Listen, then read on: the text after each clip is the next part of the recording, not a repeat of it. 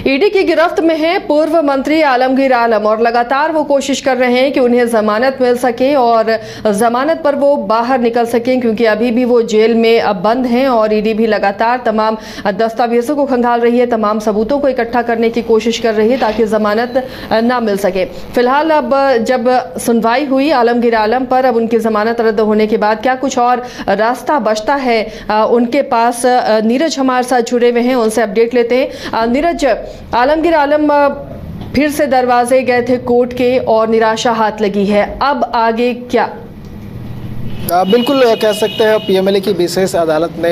दोनों ओर के पक्षों को सुनने के बाद फैसला सुरक्षित रख लिया था और देर शाम जो है फैसला आ भी गया है और उनकी याचिका जो है वो खारिज कर दी है पीएमएलए की कोर्ट ने। अब उनके लिए रास्ता बचता है हाईकोर्ट का, या हाईकोर्ट का दरवाज़ा खटखटा सकते हैं और अपनी बातों को हाईकोर्ट में रख सकते हैं कि क्या कुछ आधार उनके पास है और किस आधार पर वो जमाना चाहते हैं। हालाँकि जब पीएमएलए की विशेष अदालत में मामले की सुनवाई हो रही थी उस समय ईडी की ओर से जो पूर्व मंत्री हैं आलमगीर आलम, उन्हें मास्टरमाइंड बताया गया और जो 37 करोड़ लगभग बरामद किए गए थे टेंडर कमीशन से जुड़े मनी लॉन्ड्रिंग मामले में, उसमें उनकी संलिप्तता बताई थी। और बीते जो 6 से 7 मई को ईडी की ओर से छापेमारी की गई थी रांची के विभिन्न ठिकानों पर, जहां 32 करोड़ 23 लाख रुपए जहां 6 मई को बरामद हुए थे। उसके बाद 2 दिन और छापेमारी चली थी और कुल मिला के लगभग 37 करोड़ रुपये बरामद हुए थे। और ये कहा जा रहा था कि जितने भी पैसे बरामद हुए हैं उससे कहीं ना कहीं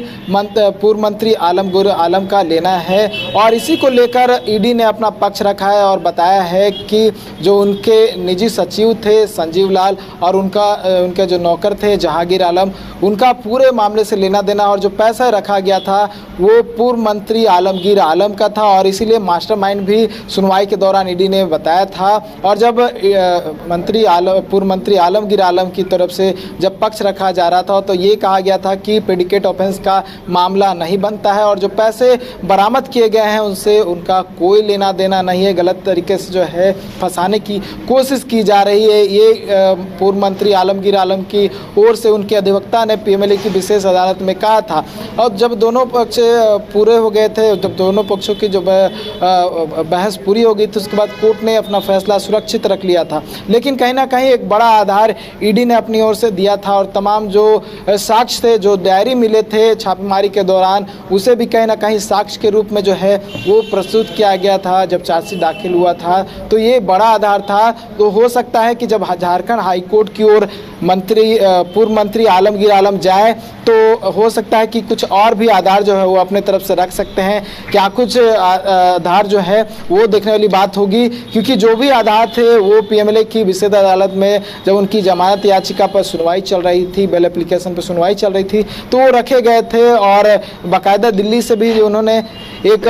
जो अधिवक्ता हैं उन्हें बुलाया था और बहुत सारे अधिवक्ताओं ने उनका पक्ष रखा था। ईडी की ओर से भी वीडियो कॉन्फ्रेंसिंग के माध्यम से जो है दिल्ली से अधिवक्ता जुड़े थे, तो बहुत सारी बातें उनकी ओर से भी रखा गया था। तो अगर झारखंड हाईकोर्ट की ओर मूव करते हैं पूर्व मंत्री आलमगीर आलम, तब कुछ ठोस जो कॉन्क्रीट कह सकते हैं आधार देना होगा और जो पैसे बरामद हुए थे उससे उनका क्या लेना देना था, क्या कुछ उनका निजी सचिव संजीव लाल से लेना देना था, जहांगीर आलम से लेना था, ये भी प्रमाण देने होंगे। तो बहुत सारे एंगल्स हैं जो कहीं ना कहीं कड़िया जो है जोड़ रही है पूर्व मंत्री आलमगीर आलम से और यही वजह है कि उन्हें जमानत मिलने में जो है दिक्कत आ रही है। हो सकता है कि जब झारखंड हाईकोर्ट की ओर मूव करे या फिर सुप्रीम कोर्ट की ओर मूव करे तो कोई नए प्रमाण दे और हो सकता है कि राहत मिले। लेकिन देखने वाली बात होगी कि ईडी की ओर से क्या कुछ प्रमाण जो है अगर झारखंड हाईकोर्ट या सुप्रीम कोर्ट जाते हैं तो दिया जाता है और